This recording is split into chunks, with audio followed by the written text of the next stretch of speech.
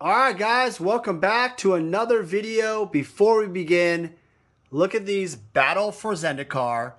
Yes, Battle for Zendikar. There are a total of 45 of these in this set, but there's only 37 in this pile. For some reason, Roger, my friend, only had 37 of them. I don't know where they went, but these are all near mint to mint, unplayed. There is some curling because of the crappy Wizards foil stuff, but they are beautiful. And on eBay auction right now, when you watch this video, it's on eBay auction. Don't forget to bid. And many other stuff like Kaladesh Inventions, Power 9, Dual Lands, Alpha, Beta, Unlimited, Reserve List. I'm selling out. Not yet, guys. But enjoy the video. Have a nice day. Vintage Magic. Game, collect, invest. For more information about our consulting and professional services, visit vintagemagic.com.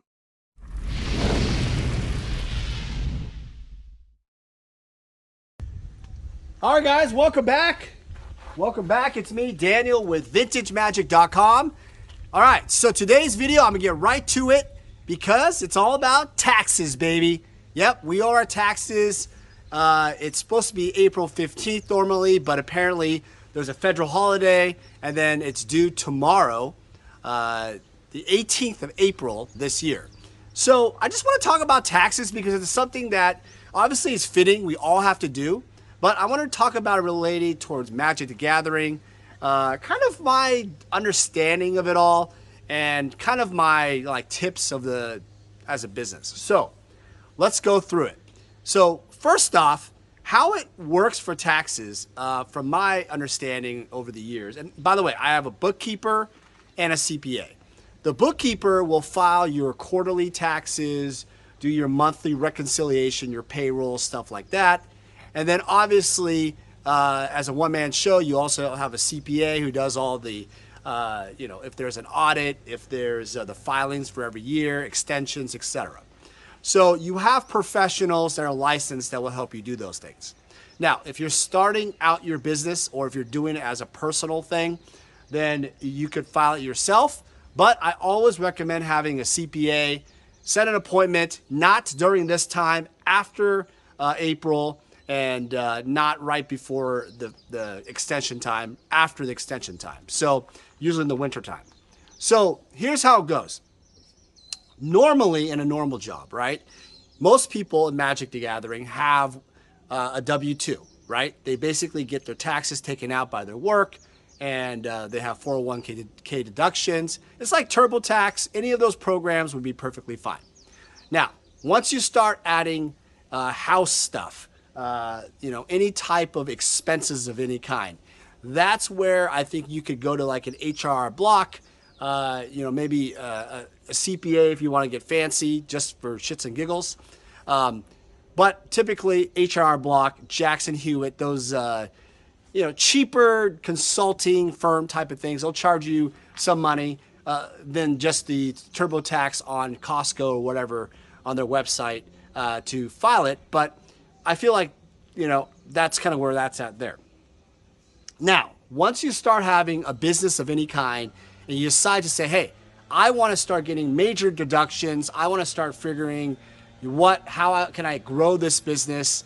Where can I, get a better tax benefit? This is where it gets kind of gray area, because in every type of collectible or business, a lot of us deal with cash. They might deal with eBay inventory, wire transfers, etc. It's very important that you have good records for things you purchase. This is something I learned as a person who's been doing this for a long time. Decades of experience, by the way. I'm an old fart now, 43 years old. And so having written information, having people sign a document of the collections you buy, video evidence, whatever, that's really important, because the number one thing the IRS cares about is your cost basis. They want to know what you bought it for. So let's and everybody, what they're fearing is being audited. Auditing is basically an IRS's way to go through your life and basically find out, you know, what you made not only that year, but they'll go the year before and the year after, the current year, right? So they'll look at all 3 years. Very invasive, and it's just a part of the system. So keeping good records is very critical. Something that I've seen with, you know, sports collectors and stuff like that, just through the years of hobby, magic collectors or magic dealers, stuff like that, it's very difficult by the sheer number of transactions, the people you manage. Imagine this, right? You have these shows with 10 people you're working with. How are you keeping track of everything you buy? Well, you could do kind of a net type of thing where, like, you said, okay, I've spent $1 million at this show, and then I don't know, I then sold all that for X amount of money. Let's say 1.2 million. I made 200,000. I guess you could do that if it's that simplistic and it was like a very easy transfer, right, of funds. But most people, when they sell, the trick is when you sell, because with the IRS, when you buy something, the IRS doesn't really care about what you buy. When you buy something, remember, this is like really important. You're not actually getting a tax deduction. This is something I've learned over the years. When you have money to buy something, you're not getting a deduction for buying inventory. You can, what do you call it? You can, for inventory, you can depreciate it, I think. Is that the word? Yes. And that is possible in some cases. And I don't know the calculation, not a CPA, but you know, I let my professionals do all that. But all in all, you're not getting a full-on deduction. So don't get that wrong with, you know, I'll talk about here in a minute, like entertainment expenses, food, gas, all that stuff. So remember though, the IRS cares about when you sell also. So yes, you have to keep good records when you buy, but when you sell is when the IRS is like, okay, money came in, right? So that 1.2 million came in. But when did it come in, right? Were there lots of cards, right? How are you going to report that? And that is where the challenge begins, because when you are doing so many transactions and so many deals or whatever, it gets challenging. Now, you could do like one big sale, which is really easy, and that's a lot, you know, that's money in, money out, and this is your profit, easy peasy, right? But when you talk about this type of thing, very challenging. Another scenario is kind of like the idea of brokering deals, okay?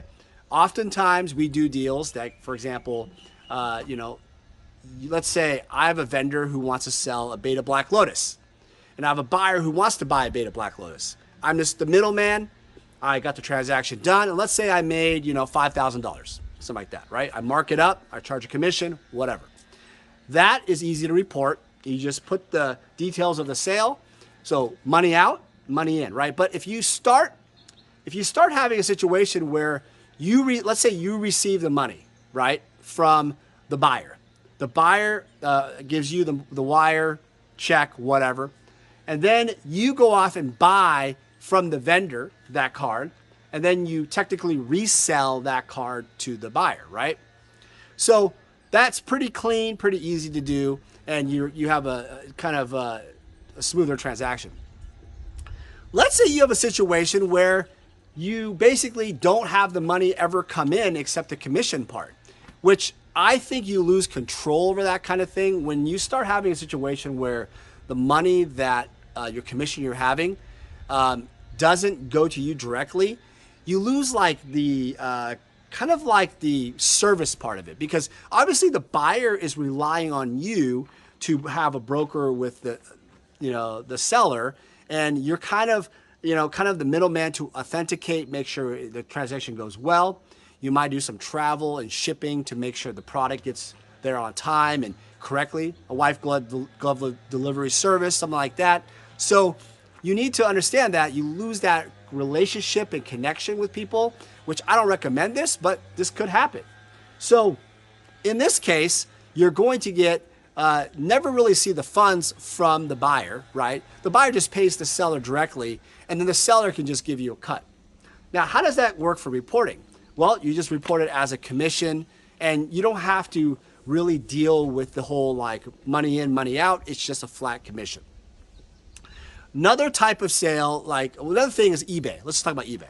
eBay is really great because they cover the sales tax. So keep in mind that we're talking about federal tax, not not sales tax for your state. States, in the United States, we have all these different sales tax. They're different, right? But eBay, for example, when I sell on eBay, and by the way, I have auctions ending right now, so check it out. Link is below if you want to bid. If you sell on eBay, eBay will send you a 1099 form, right? A contractor type of form, saying that, hey, look, these are the sales that we got, and that's about it, right? They will cover all the sales tax. You'll notice they collect it from the buyer of the cards, and they will give it to the state. So you found no state forms, which is really good.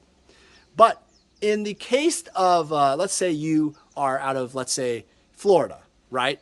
And you are out of Florida, and then you do a sale in Florida, it's in state, you are legally responsible to collect sales tax from your county, right? The specific county, because there are counties that have specific taxes.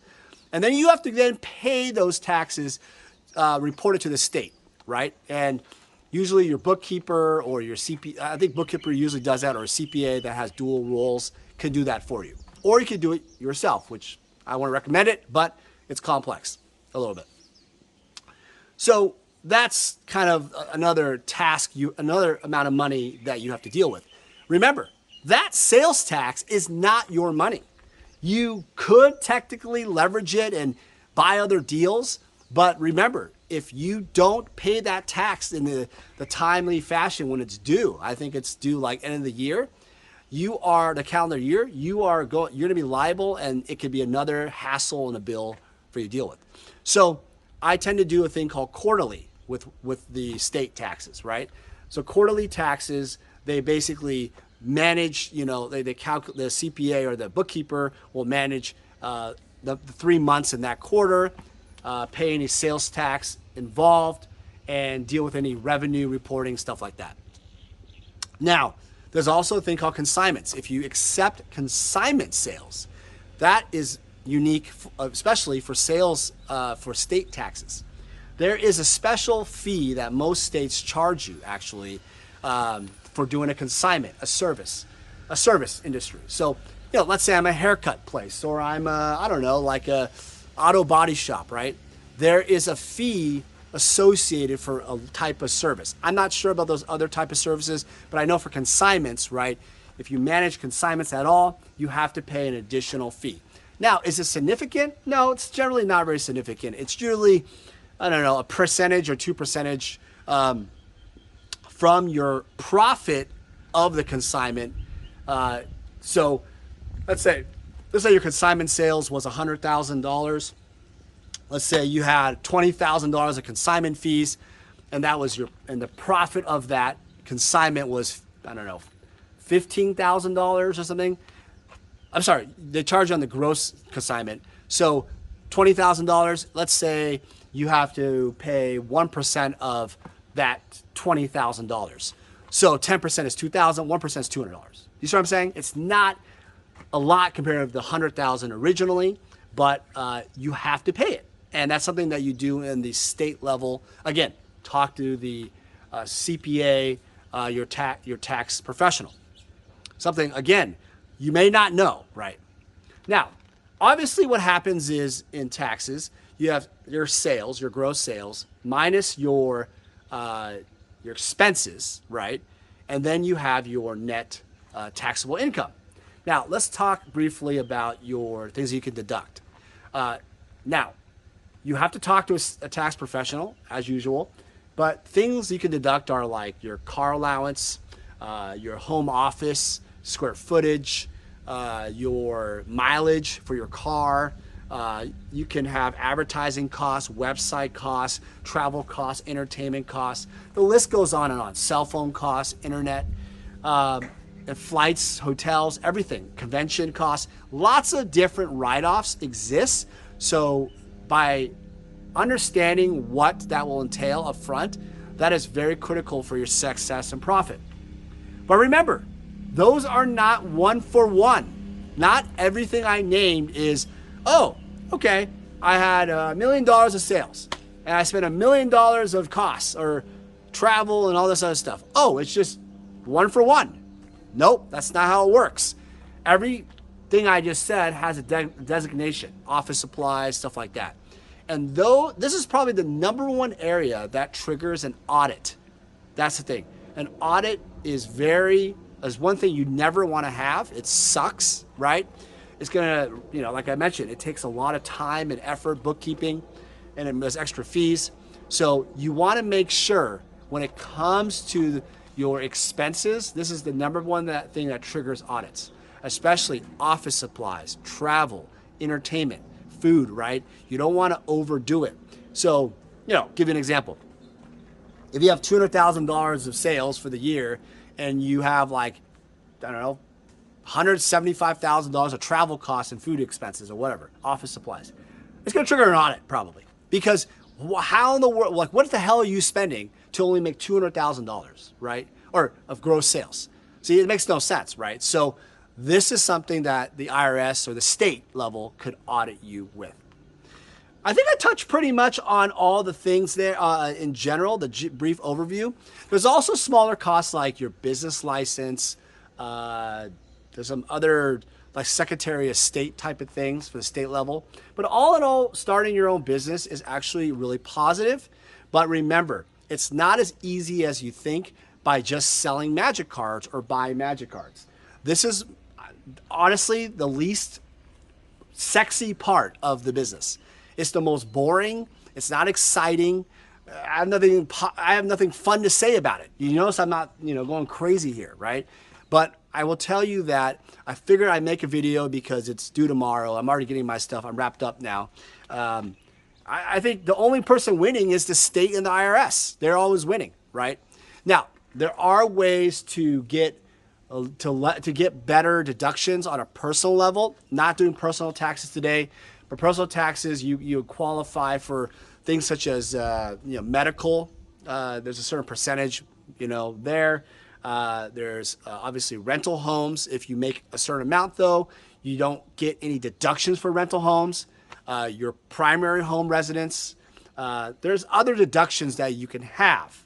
However, again, talk to the tax professional about your personal and your business, because then you get to a thing called, are you a LLC? Are you a sole proprietor? Are you a S Corp? Or C Corp is like the big mega companies. I don't think you're going to be like that. But figure out which ones fit you the best, because again, if you don't do it right, your liability also can be affected too.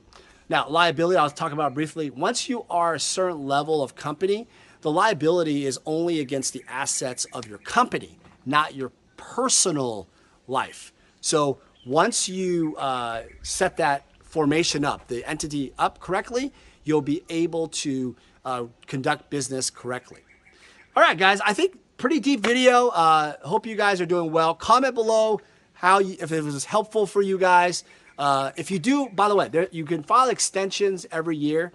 You have to make sure, though, you pay the taxes owed up front or pay a buffer amount that's significant so you don't get charged fees or interest at all. And then if you get a return, you'll get a return, I think it's September or October for personal or business, one of those. I think it's one after the other, business and then personal. And then you can then have extra time to do it. Why are extensions good? Well, when you have business taxes, there's so much to report, so much to calculate. By having money saved up, buffered up, ready to go to pay any potential fees, you may not owe the whole thing. You may get money back, right? But you always want to have enough for the tax guys, IRS, and the state to cover that. So, all right, guys, we'll hope you have a great week and catch you on the next one. Take care. Hey everyone, it's Daniel Chang with VintageMagic.com. In this video, I want to run through our consultation service on VintageMagic.com. So what's really exciting to me about the consultation process is meeting you. I've met so many incredible people in the Magic the Gathering industry all over the world, and this consultation process is the key part to a successful working relationship. Getting hold of me is very simple. You could call or email me. We'll talk more about your needs. From all that information I gather in our call, typically about an hour long, I'm going to determine the best solution for you. So because we have such a suite of services that we offer, I'm going to sit down with a follow-up call, and then we're going to go off and determine what the best path is. I have experience in handling conversations in regards to large collections of artwork, sets of cards, either if it's graded or ungraded, raw cards. I also have dealt with collections with lots of misprints and oddities. Altered cards, sketch cards, and artist proofs are also one of my specialties. My experience in Magic Gathering has gone to any level of collecting you may have. I look forward to working with you. Vintage Magic. Game, collect, invest. For more information about our consulting and professional services, visit VintageMagic.com.